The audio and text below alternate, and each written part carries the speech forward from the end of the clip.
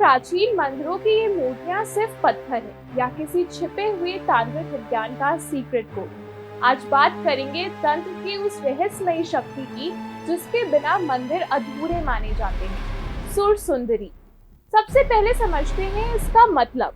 संस्कृत में सुर का अर्थ है दिव्य या देवता और सुंदरी का अर्थ है सुंदरता, यानी एक ऐसी अलौकिक शक्ति जो सौंदर्य के माध्यम से ब्रह्मांडीय ऊर्जा को प्रकट करती है।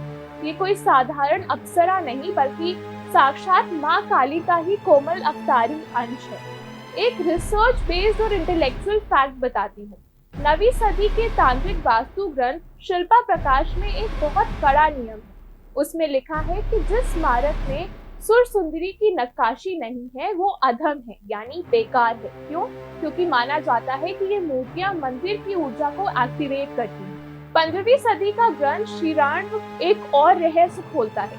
एक असली सुर सुंदरी हमेशा अधो दृष्टि में होती है, यानी उसकी आंखें हमेशा नीचे की ओर झुकी होंगी।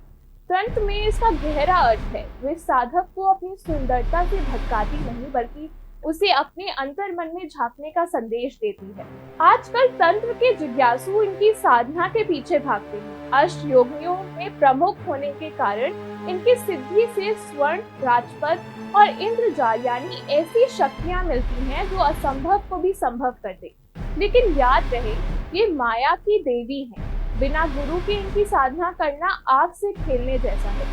अगर मन में वासना या लालच है तो ये दिव्य शक्ति आपको मानसिक भ्रम यानी कि हैलुसिनेशंस के अंधेरे में धकेल सकती है। ये साधना केवल शरीर की नहीं, चेतना की शुद्धि मांगती है। तो अगली बार जब आप किसी प्राचीन मंदिर की दीवार पर इन सुंदर आकृतियों को देखें तो उन्हें सिर्फ कला मत समझिएगा, वे पत्थर में उकेरा गया लिविंग तंत्र है।